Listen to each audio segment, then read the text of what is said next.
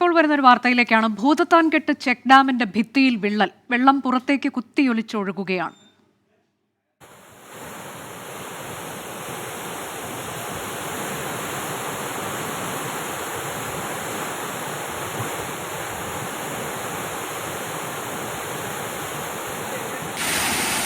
അപകട സാഹചര്യം ഇല്ലെന്നാണ് അധികൃതർ അറിയിച്ചത്. വിവരങ്ങളുമായി എബിൻ ജോസ് ചേരുന്നു. എബിൻ, എങ്ങനെയാണ് ഈ വിള്ളൽ രൂപപ്പെട്ടതെന്നാണ് അറിയാൻ കഴിയുന്നത്?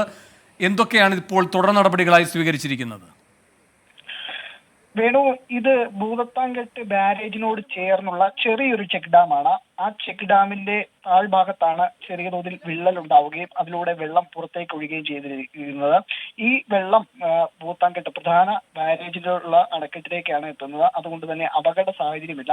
നിലവിൽ ഈ ചെക്ക് ഡാമിന്റെ ഷട്ടറുകൾ ഉയർത്തിയ നിലയിലായിരുന്നു. ചെറിയ തോതിലുള്ള വെള്ളമൊഴുക്കേ ഉള്ളൂ. എങ്കിലും ഈ ഭൂതത്താൻകെട്ട് ബാരേജിനോട് ചേർന്നുള്ള ചെക്ക് ഡാമാണ്. ഈ ചെക്ക് ഡാമിലായി വെള്ളം നിയന്ത്രിച്ചായിരുന്നു മഴക്കാലത്ത് ബോട്ടിംഗ് ഉൾപ്പെടെയുള്ള കാര്യങ്ങൾ നടത്തുന്നത്.